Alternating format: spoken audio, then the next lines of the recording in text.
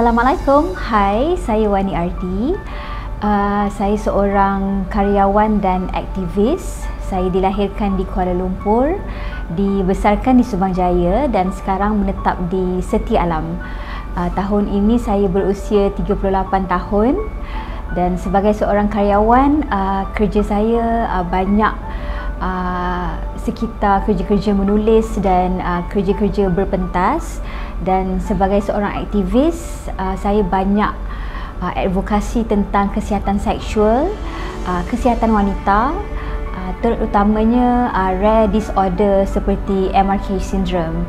Jadi saya juga pengasas kepada kumpulan sokongan MRKH Malaysia, iaitu sebuah kumpulan sokongan untuk para penghidap sindrom MRKH di Malaysia. Okay, so syndrome MRKH basically is a rare disorder. Dia satu keadaan yang jarang kita jumpai sebab dia terjadi pada 1 dalam setiap 4,000 ke 5,000 wanita di seluruh dunia. Dan para penghidap sindrom MRKH, mereka dilahirkan tanpa rahim dan faraj yang sempurna. Selain daripada dua abnormaliti ni, kadang-kadang ada penghidap yang tubuh badan mereka bahagian lain pun turut terjejas. Contohnya jantung, buah pinggang, pundi kencing, pendengaran dan juga tulang.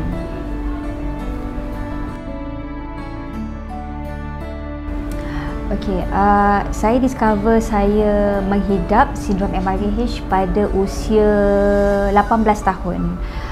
Sebab berbeza dengan rakan-rakan saya lain, waktu remaja saya tak ada darah haid langsung. Jadi sepanjang sekolah menengah, saya tunggu macam kawan-kawan yang lain. Bila kita dah form 1, form 2, form 3, by the time form 4 tu, saya the only gadis tingkatan 4 dekat sekolah yang tak pernah ada darah haid. And of course as a teenager, saya rasa left out dari segi, sebab kita sebagai remaja, kita nak ada apa yang kawan-kawan kita ada, you know, kawan-kawan kita ada this experience having period, kita pun nak ada experience tu. And then kalau time pergi surau, kadang-kadang dia ada geng yang tak pergi surau kan, geng-geng uzur. Saya tak pernah masuk dalam geng tu, so saya sentiasa boleh pergi surau. Of course after a while saya rasa macam something wrong kot aku ni. And also because among saya punya siblings, adik-beradik, saya boleh dikatakan paling kerap kurang sihat lah. Keluar masuk klinik dengan hospital tu perkara biasa. Jadi masa tu pun saya dah start macam suspicious, rasa tak sedar hati. Saya rasa ada something yang tak kena dengan saya. Tapi saya dengan ibu saya, we decided untuk tunggu saya habis SPM, because takut perkara tu akan menjejaskan saya punya fokus terhadap SPM. So we were like, okay, tak apa, tak datang darah haid lagi, tak apa, kita tunggu lagi form 4 sampai form 5 pun tak datang lagi, tak apa, kita tunggu sampai SPM, still tak ada lagi. So we decided untuk berjumpa dengan doktor pakar sakit puan. But because it's a rare disorder, bukannya doktor pakar sakit puan yang pertama kita jumpa kita terus tahu, tak. Because boleh dikatakan semua doktor yang saya jumpa, semua tak pernah ada patient macam saya, dan tak ada pengalaman mengendalikan patient macam saya. So the situation was, I was being passed from one doctor to another. Saya rasa dalam 4 ke 6 orang doktor dan hospital saya dipas-pas sebab most doctors tak tahu apa masalah saya. Sebab kita dah try ubat hormon, kita dah try macam-macam dah treatment, tapi still tak ada darah haid tu. Bila finally doktor found out yang saya tak ada rahim, saya lahir tanpa rahim, waktu tu pun sebenarnya tak disebut keadaan tu sebagai sindrom MRKH. Probably because this was 20 years back. So awareness tu belum ada, and because it's a rare disorder, ramai doktor pun tak tahu atau kurang tahu. And saya personally, saya tidaklah menyalahkan doktor, because you know, dekat dunia ni ada so many disorder kan, so many syndrome. Seorang doktor logically tak boleh nak hafal lah semua kan. Cuma of course as a patient, saya rasa kita rasa macam ralat, kita rasa confused sebab zaman tu bukan zaman internet. So as a teenager, saya punya expectation a doctor should have answer to everything. Tapi doktor pun tak dapat bagi answer. Dia just cakap pelik lah awak tak ada rahim. Saya tak pernah jumpa patient macam awak. Saya pun tak tahu kenapa awak boleh tak ada rahim. Rasanya awak memang lahir tak ada rahim. As a patient, saya rasa kita rasa macam ralat, kita rasa confused sebab zaman tu bukan zaman internet. So as a teenager, saya punya expectation a doctor should have answer to everything. Tapi doktor pun tak dapat bagi answer. Dia just cakap, pelik lah awak tak ada rahim. Saya tak pernah jumpa patient macam awak. Saya pun tak tahu kenapa awak boleh tak ada rahim. Rasanya awak memang lahir tak ada rahim. So it was, to be honest, it was confusing for me more than upset. Of course rasa sedih, tapi di usia remaja, and bear in mind 20 years ago, remaja berumur 18 tahun tak macam remaja 18 tahun hari ni kan. Sebab remaja 18 tahun hari ni, they are very mature, they are very knowledgeable sebab ada internet, and diorang lebih expose to dunia luar. Tapi saya di umur 18 tahun, saya still panjat pokok mangga lagi. So masa tu perasaan saya lebih kepada keliru, bingung, sebab saya still tak faham bila doktor cakap saya tak ada rahim. So saya macam, what does that supposed to mean kan? Apa tu, penyakit ke apa ke kan? Sebab doktor tak dapat bagi full answers. So saya tak puas hati, saya keliru. And then saya punya kesedihan lebih kepada, saya rasa saya lain daripada kawan-kawan yang lain. Because as a teenager, kita belum betul-betul value uniqueness tau. Sebab bila kita dewasa, baru kita value baguslah kalau kita jadi lain daripada yang lain, ataupun kita value setiap manusia itu unik dan sebagainya. Tapi as a teenager, kita tak nak jadi unik. Kita tak nak jadi lain daripada yang lain. Kita nak sama je macam kawan-kawan. Apa yang kawan-kawan ada, itu pun kita nak. Apa yang kawan-kawan go through, kita pun nak ada that experience. So I felt sad because saya rasa macam saya pelik. Saya rasa macam saya macam a freak. Saya rasa isolated because saya cerita dekat siapa-siapa, orang tak boleh faham. Of course saya ada saya punya close friends, kawan-kawan kat sekolah kan, and saya ada saya punya family members. Tapi kita cerita ke orang tak boleh relate. Like orang tak faham, tak pernah period. And also it's not just about not getting period, you know. It's about saya selalu tak sihat. So benda tu bila kita cerita ke orang, orang just boleh kesian, macam kesiannya awak macam tu kan. But saya personally, saya tak nak sympathy, saya nak solution. Saya tak nak sympathy. So solution tu saya tak dapat sewaktu saya remaja. I think masa saya terima diagnosis tu, yang lebih affected compared to me was my mother. Maybe sebab sebagai seorang wanita dewasa, dia lagi faham lah how this syndrome will affect my future. And saya tahu nama sindrom MRKH ni bila umur saya dah 20-an, bila saya sendiri study and explore condition ni. Tapi at the age of 18 tu memang saya tak tahu nama dia sindrom MRKH, and saya tak diberikan banyak information tentang keadaan kesihatan saya.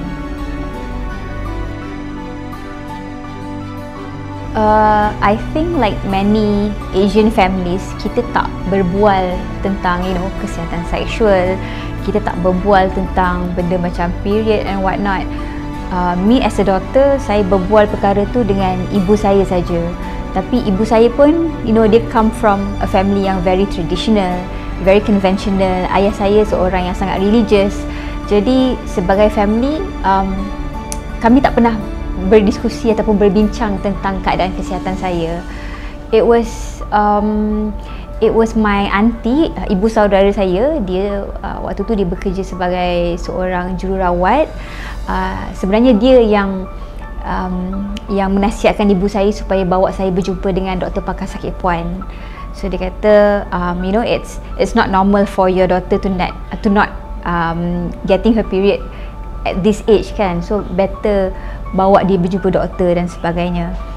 But even after the diagnosis, tak ada perbincangan dalam family. And this is something yang saya learn, kita kena buat pada zaman sekarang. Now that I'm spreading awareness and what not, benda macam ni, benda yang kita rasa awkward and malu and takut nak berbual dengan keluarga lah, benda tu lah yang sebenarnya lagi perlu diperbincangkan. So penerimaan keluarga saya waktu itu lebih kepada I wouldn't say diorang menerima, it's just like pasrah, redha kind of thing. For my mother, she was very protective. Saya rasa mana-mana ibu yang ada anak macam saya, naturally dia akan protective. Dia punya first reaction was dia tak bagi saya berkahwin. Dia tak bagi saya berkahwin, and dia tak menggalakkan saya berumah tangga. Of course masa tu when I was young, saya protes lah benda ni, sebab pada saya why not, saya ada hak untuk hidup bahagia macam orang lain, saya ada hak untuk hidup normal macam orang lain. Tapi now that I'm an adult, saya faham kenapa ibu saya cakap macam tu. Dia niat dia baik, sebab dia tak nak tengok saya contohnya lah dibuli ibu mertua ke kan, ataupun dikata-kata oleh ipar duai ke, dia takut saya dimadukan contohnya. So a mother, any mother, dia sangat protektif, dan pada dia jalan mudah ialah Wani tak payah kahwin lah, Wani dengan Umi je sampai tua. And she said this when I was 18, so saya budak lagi, saya macam okay kan. Tapi through time, bila kita umur dah meningkat, dah 20 something, kita pun ada relationship dengan opposite sex, lepas tu kita dah mula rasa macam this is not fair, the fact that I cannot get married because of my condition kan. So I guess it's the rebellious side of me lah, yang macam saya nak cari cara juga macam mana saya boleh hidup normal, macam mana saya boleh hidup bahagia macam orang lain.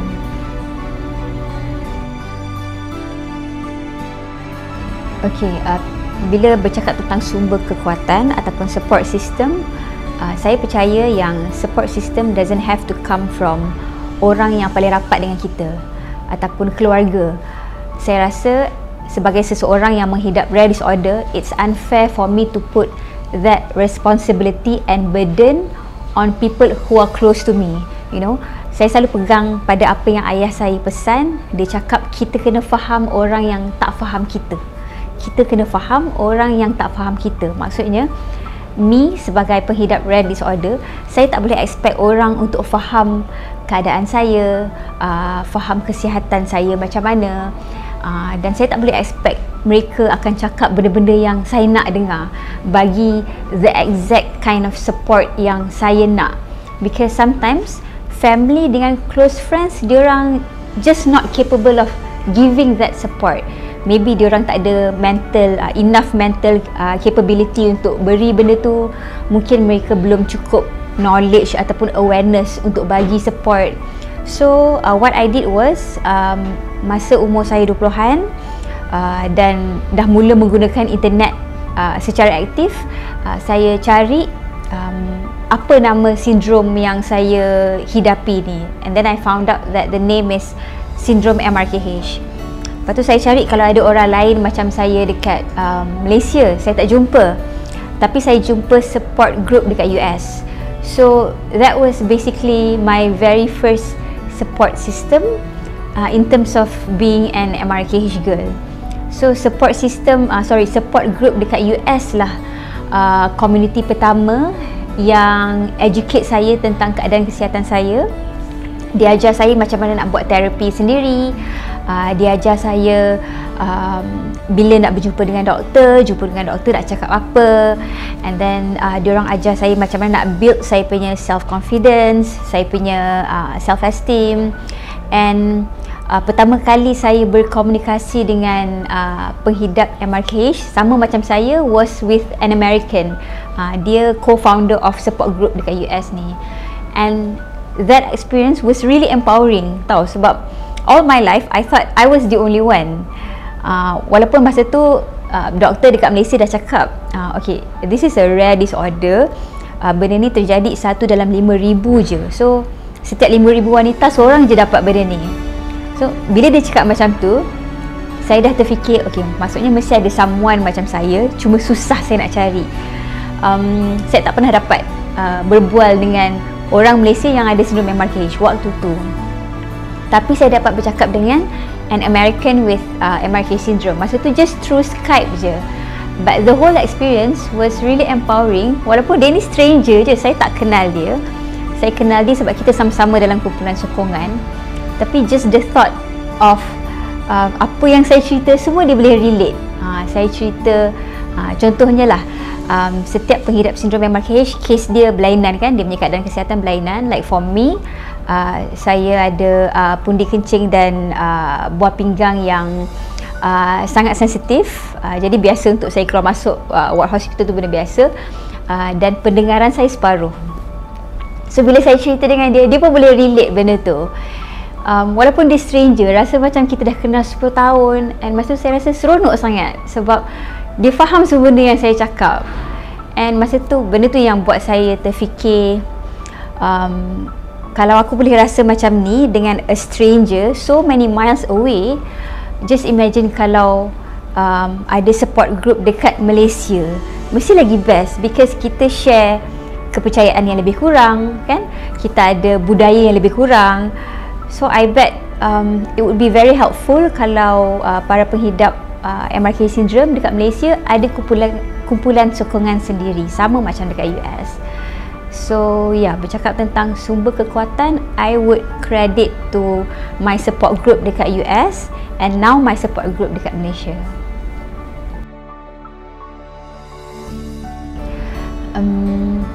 Saya banyak belajar dari hubungan-hubungan yang lalu sebelum saya berkahwin. Jadi dari situ saya belajar yang penerimaan manusia ni berbeza-beza. Walaupun saya sendiri, saya memang dah hidup dengan sindrom MRKH seumur hidup saya, tapi it doesn't mean orang yang sayang saya ataupun orang yang paling rapat dengan saya mesti menerimanya juga. So itu, that is something yang saya learn lah. Dan saya belajar juga yang just because orang yang terdekat dengan kita tak boleh terima keadaan kita, tak bermaksud dia jahat, you know, because manusia bereaksi terhadap sesuatu berita atau perkara tu differently, and setiap manusia dia ada kapasiti mental yang berbeza dalam menerima sesuatu hal yang besar. Okay, saya beri contoh lah. Kalau ikut hubungan-hubungan saya lalu, saya ada teman yang tak boleh menerimanya walaupun dah bersama saya 2-3 tahun. Kami dah dalam hubungan tu dah 2-3 tahun, tapi bila saya beritahu, dia tak dapat menerimanya dan dia cakap macam dia rasa tertipu lah, dia kata macam tu. Of course saya punya reaction masa tu, kita upset lah kan, kita upset, kita sedih, like maksudnya awak expect saya to be perfect baru awak nak saya ke macam mana? Now that I'm telling you I have this imperfection, so awak terus macam, you know, tak okay. Tapi ada juga pasangan yang sangat okay, totally understandable, totally accept keadaan saya, tapi family dia pula yang tak okay. So kalau dalam budaya orang Asia, bila kita berkahwin dengan seseorang, kita marry the whole family kan. So kita tak boleh selfish fikir pasangan kita saja, kita kena make sure ibu dia macam mana, ibu dia okay tak, because at the end of the day bila kita berkahwin, kita nak restu ibu bapa kan. So melalui hubungan-hubungan yang lepas ni, saya belajar, okay, if I were to get married one day, I definitely kena jujur. Saya definitely kena jujur dan saya kena bagi tahu awal. Saya tak boleh buat kesilapan lalu, you know, dah 2-3 tahun dalam hubungan baru nak cakap saya ada this condition, because keadaan ni dia bukan setakat macam tak ada period, tak ada zuriat sendiri. It's not just that, tapi sebab wanita MRKH dilahirkan tanpa faraj yang sempurna, so many of us unable to have sexual intercourse as well unless we go for therapy ataupun pembedahan. So selagi tak buat terapi atau pembedahan, kami tak boleh berhubungan intim dengan suami, and that's a huge thing, right? Sexual health is basically health. So sexual health tu akan determine whether marriage tu will be healthy ataupun tidak, kan? Whether relationship antara suami isteri tu will be healthy ataupun tidak. So this syndrome, it doesn't just affect me, it will affect my partner.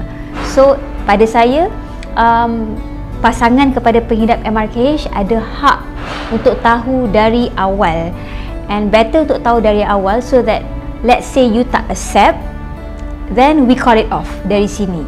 Dari sini lagi, dari awal lagi kita dah okay, kalau macam tu cukuplah setakat dekat sini. Memang benda tu orang cakap menyedihkan hati, but it's so much better kan daripada kita dah 2-3 tahun dengan orang tu and then baru dia bagi tahu you know, saya tak boleh accept keadaan awak macam ni, saya rasa tertipu dan sebagainya. I did exactly that sebelum saya bernikah. Saya sit down dengan pasangan saya jujur tentang keadaan saya bagi tahu saya menghidap sindrom MRKH. Saya bagi tahu saya sindrom MRKH yang type macam mana, sebab sindrom MRKH dia ada banyak type. So saya bagi tahulah tentang saya punya buah pinggang, pundi kencing saya, tentang benda-benda lain semua saya bagi tahu. Saya punya mental state, kesihatan mental saya macam mana pun saya kongsi. And masa tu saya memang cakap yang you know, if you can't accept this, it's okay. Saya takkan label awak as orang jahat ke apa, sebab memang tak semua orang boleh terima benda ni. And saya redha dengan hakikat tu. Saya faham hakikat tu. Tak semua orang boleh terima benda ni, and just because awak tak terima, it doesn't make you a bad person. It makes you human je. Benda ni memang untuk suami yang terpilih lah, you know. Suami yang terpilih je boleh ada isteri MRKH ni. Alhamdulillah, dia sangat okey. Dia sangat menerima keadaan saya, dan lebih penting daripada sekadar menerima saja, sebab pada saya sekadar menerima tu tak cukup, you know. Pada saya tak cukup kalau a man setakat cakap saya jenis tak kisah, tak ada anak sendiri. Saya tak suka perkataan tak kisah tu, sebab saya nak dia kisah. And when I say saya nak dia kisah, maksudnya saya nak dia belajar sindrom ni sama-sama dengan saya. You know, let's read about this together.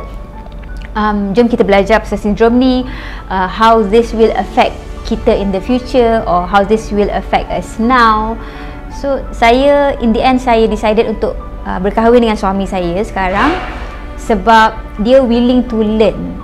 Dia bukan sekadar menerima saya, tapi saya caught him a few times. Dia senyap-senyap baca banyak artikel dan scientific research pasal sindrom MRKH, sebab dia nak memahamkan benda tu. Orang lelaki selalu dia tak cakap banyak. Bila kita cerita-cerita, dia macam dia tak cakap banyak, tapi dari tindak tanduk dia, saya nampak yang dia senyap-senyap dia baca, sebab dia nak tahu apa pasangan hidup dia ni, calon isteri dia ni sebenarnya keadaan dia macam mana. So itulah, saya sangat bertuah, saya sangat bertuah sebab saya ada suami saya yang menerima saya, and not just dia, tapi keluarga dia pun sangat menerima saya. Dengan keluarga dia pun dia jujur dengan keluarga dia. Dia cerita pada ibu dia, pada bapa dia pasal condition saya sebelum kahwin. Dia cerita, sebab saya suruh dia cerita. Saya cakap be transparent dengan your parents, bagi tahu diorang, sebab in the end kita nak diorang punya restu. Kalau umi ayah saya tak okey, ataupun mama papa awak tak okey, kita jangan teruskan. So that was my, apa orang cakap, keputusan muktamad lah, nekat saya macam tu. Kalau nak bercakap tentang statistik, to be honest, kita belum ada data yang tepat yang boleh buktikan kepada kita exactly berapa ramai penghidap sindrom MRKH di Malaysia.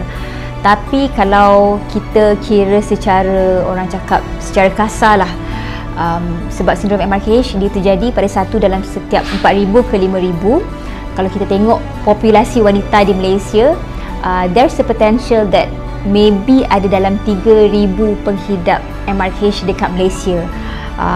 As of now, dalam kumpulan sokongan kita ada hampir 200 sahaja. And walaupun 200 ni bunyi macam tak ramai, tapi bergolok gadai jugalah nak dapatkan 200 orang ni. One, because it's a rare disorder kan. Walaupun 200, cuba kita kali 200 dengan 4,000. So that's how many Malaysians we have covered, Malaysian women. And also because ada sangat banyak stigma and taboo dalam Asian countries bila kita bercakap tentang kesihatan seksual, kita bercakap tentang kesihatan reproduktif. So that's why ada ramai penghidap MRKH yang masih bersembunyi. Mereka tahu keadaan kesihatan mereka macam mana, tapi mereka bersembunyi. Sama ada itu ataupun mereka tak tahu pun yang what they are having ni namanya sindrom MRKH, because lack of awareness, lack of education dan sebagainya. This is one of the reason kenapa saya decided untuk menubuhkan kumpulan sokongan MRKH Malaysia, sebab pengalaman saya sendiri sebagai remaja MRKH, I felt very isolated. Saya tak ada information dari mana-mana pun. Doktor pun tak boleh bagi saya information. So saya sejujurnya masih terkenang dan sort of trauma dari hidup saya sebagai seorang remaja yang lost dan tak tahu nak buat apa. Because at the age of 18, you're supposed to worry about SPM results, about nak masuk universiti mana kan. Tapi at that age, I was forced to worry about my future nanti. Kalau aku tak ada anak, lepas tu siapa nak jaga aku, or siapa nak kahwin dengan aku, or you know, so many things yang saya rasa an 18-year-old girl should not worry about. So saya tak nak ada gadis MRKH lain yang lalui apa yang saya telah lalui. That's one of the reason kenapa saya tubuhkan kumpulan sokongan MRKH Malaysia.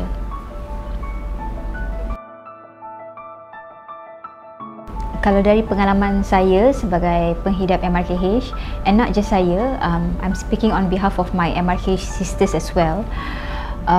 Stigma yang kami pernah terima atau biasa terima, kadang-kadang ada orang yang panggil kami kunsa pun ada, pondan pun ada, sebab kami tak ada rahim dan tak ada faraj yang sempurna, which I think it shows betapa society kita, masyarakat kita sangat perlukan pendidikan seks, you know, dan betapa tabunya pendidikan seks dan kesihatan seksual ni.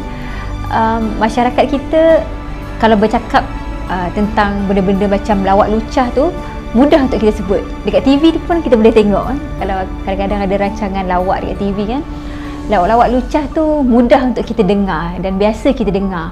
Tapi hal-hal berkaitan dengan pendidikan seks, kesihatan seksual, kita segan nak borak pasal benda tu. Kita tak payah borak dengan kawan-kawan lah, borak dengan family sendiri pun rasa very awkward, very segan. Padahal benda ni lah yang sepatutnya perlu di-address. This is the exact issue yang kita perlu address. Kalau tak, jadilah stigma macam apa yang saya cakap tadi. Bila dengar orang tak ada rahim, tak ada faraj yang sempurna, terus kita label dia as kunsa, sajat dan sebagainya. I think it's very important to acknowledge betapa hebatnya kuasa Allah, betapa limitlessnya kuasa Allah, yang memang dijadikan lelaki dan perempuan, tapi lelaki tu ada macam-macam kejadian dijadikan kan.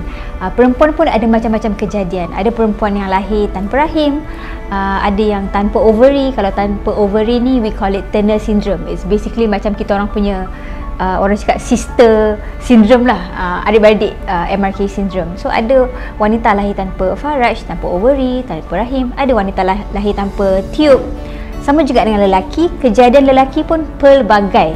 If only we are aware and educated enough, kita akan sedar yang kuasa Allah ni gempak. Dia bukannya limited tu perempuan mesti default template macam ni, lelaki mesti default template macam ni. Sebenarnya tak, kejadian manusia ni sangat luas. Lelaki pun ada yang lahir tanpa zakar dan sebagainya, ada kejadian ni. Cuma kita tak berbual tentangnya kan, kita tak belajar, we are not exposed to it.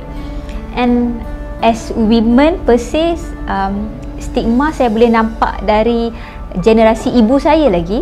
Contohnya bila kami dapat tahu tentang keadaan kesihatan saya, most people, not just within the family, relative ataupun kawan-kawan, family friend ke apa, most people akan tuju ke ibu saya dan tanya soalan macam, dulu masa kau mengandungkan Wani, kau tersilap makan apa? Kau ada tersilap amalkan apa-apa ke? Which, now that I think about it, I think it's very unfair, sebab untuk dapat seorang zuriat tu perlukan usaha sama lelaki dan perempuan, kan? But my mother got all the blame, and masa tu ibu saya pun dia, of course, dia start doubting herself lah. Alamak, aku ada tersilap buat something ke masa mengandung Wani dulu, because kenapa of all people anak aku yang kena macam ni, and dalam keturunan kita yang sangat subur, yang sangat produktif ni, kita ada seorang anak yang macam ni, kan? Did I do something wrong? And bila surroundings dia, sekeliling dia macam tuju pada dia, tuding jari pada dia, dia pun dah start doubt herself. So benda tu saya nampak dari generasi ibu saya lagi. And also sekarang ni the stigma that we MRKH women struggle with ialah masyarakat, cara masyarakat berfikir pada saya belum cukup terbuka dari segi kalau label ibu tu, kita akan sinonimkan label ibu dengan wanita yang mengandung, walhal ibu tu datang dalam pelbagai bentuk, kan? So wanita yang mengandung is not the one and only ibu in this world. There's so many forms of mother dekat dalam dunia ni. And also saya tak percaya yang kebahagiaan dan rezeki tu datang dalam bentuk perkahwinan sahaja ataupun anak kandung sahaja. A woman, I believe she can be successful kalau dia pilih untuk stay single pun seumur hidup dia, no problem. Ataupun kalau the couple decided untuk childless, kan, tak nak anak. Ini satu lagi benda kita kena faham, bukan semua orang nak anak, bukan semua orang nak anak. And if the couple decided yang diorang tak nak anak, that's not a bad thing, kan? Just because someone tu dia punya kemahuan dan kepercayaan tak sama macam kita, doesn't make that person weird, kan? Sebab manusia sama, berbalik kepada kuasa Allah, manusia pun ada pelbagai kemahuan, pelbagai keperluan. So rezeki dan kebahagiaan pun datang dalam pelbagai bentuk juga.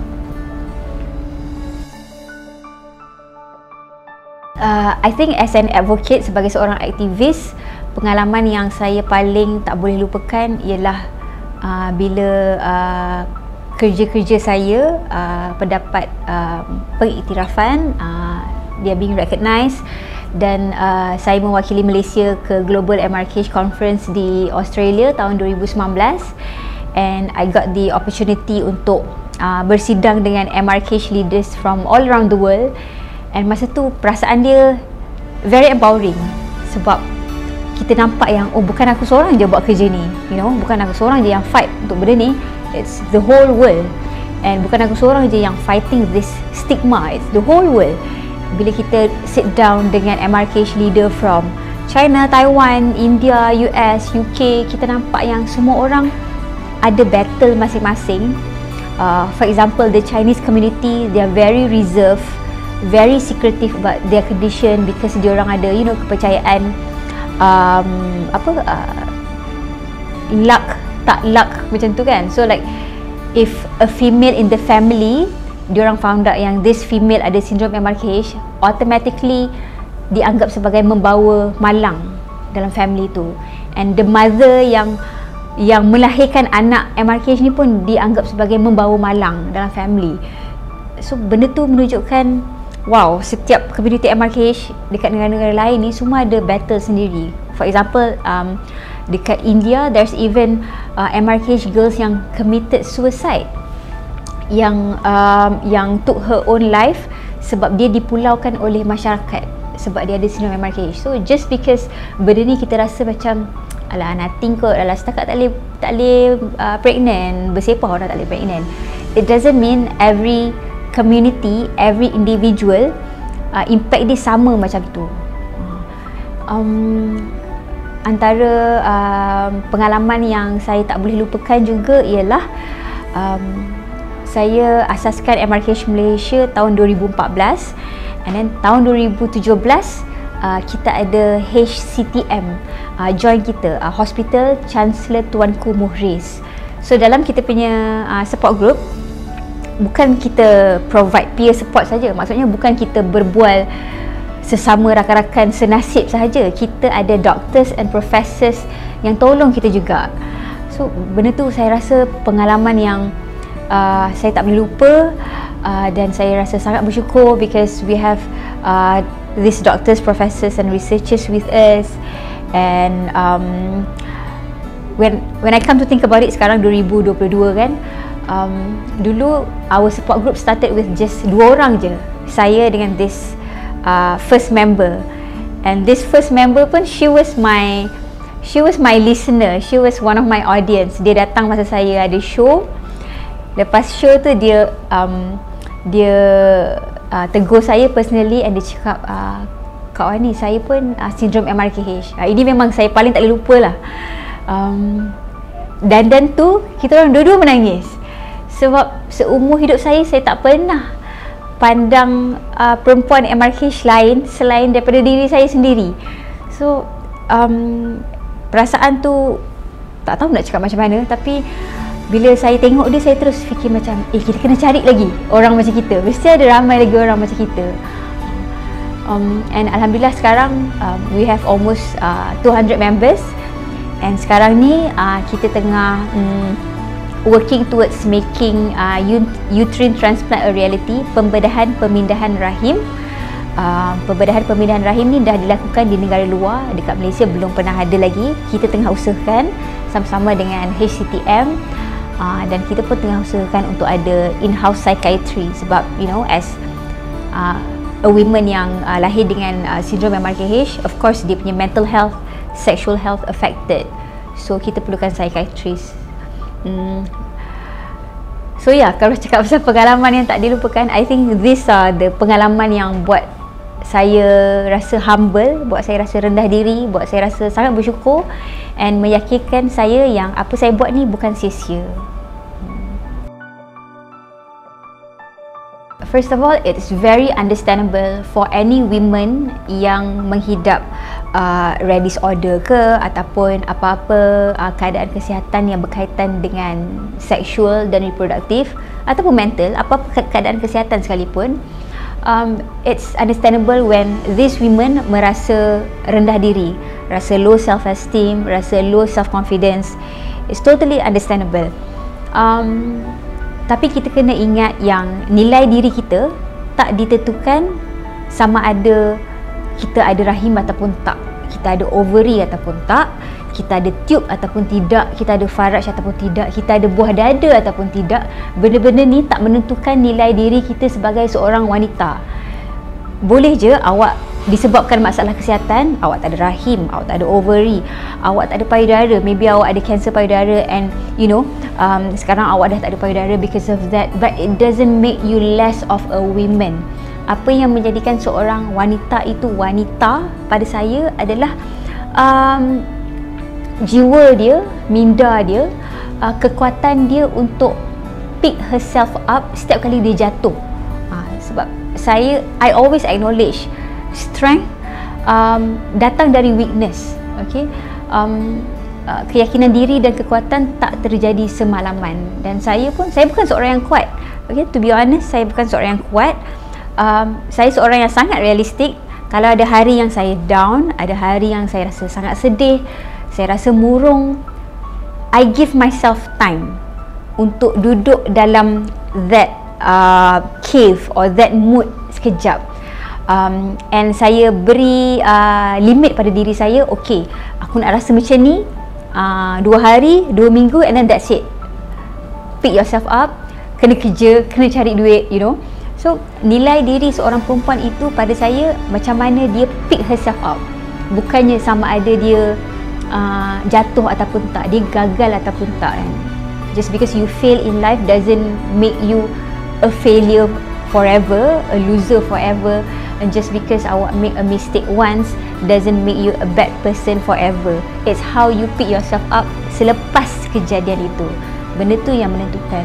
And also saya percaya fitrah wanita ni is to mother.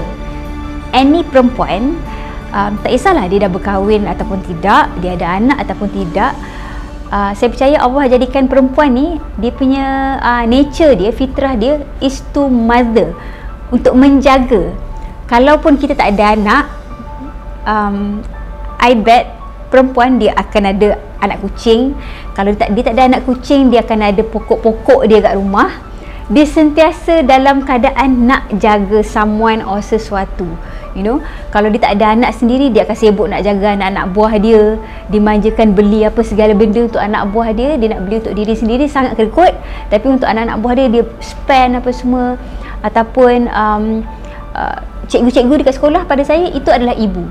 Ibu saudara pada saya adalah ibu. Ibu angkat, ibu tiri, apa saja figure, women figure yang fitrah dia mothering pada saya, itu adalah ibu. So nasihat saya, perluaskanlah definisi itu, redefine, luaskan definisi ibu, luaskan definisi bahagia, luaskan definisi rezeki. Kalau tak kahwin pun, jaga ibu bapa sampai tua, itu rezeki yang sangat-sangat besar, kan? Dan kalau kata tak ada anak pun, tapi kita jaga anak-anak jiran, kita jaga murid-murid kat sekolah yang kita kerja, kita jaga anak-anak buah, jaga anak-anak kucing, jaga pokok-pokok dekat rumah, itu pun rezeki yang sangat besar, kebahagiaan yang sangat besar. So I think selagi kita tak limitkan cara kita berfikir, insya-Allah kita akan nampak betapa hebatnya kuasa Tuhan dan betapa indahnya sebenarnya ujian yang Allah berikan kepada kita. Melihat hujan sebagai rahmat, biar basah kuyup ia bukan beban. Mencari helai daun yang hijau dalam terbentang luas kemarau. Melihat gelas separuh penuh, yang kosong itu mungkin kita perlu mencari syukur dalam tiap-tiap dugaan Tuhan. Sukarnya namun aku belajar.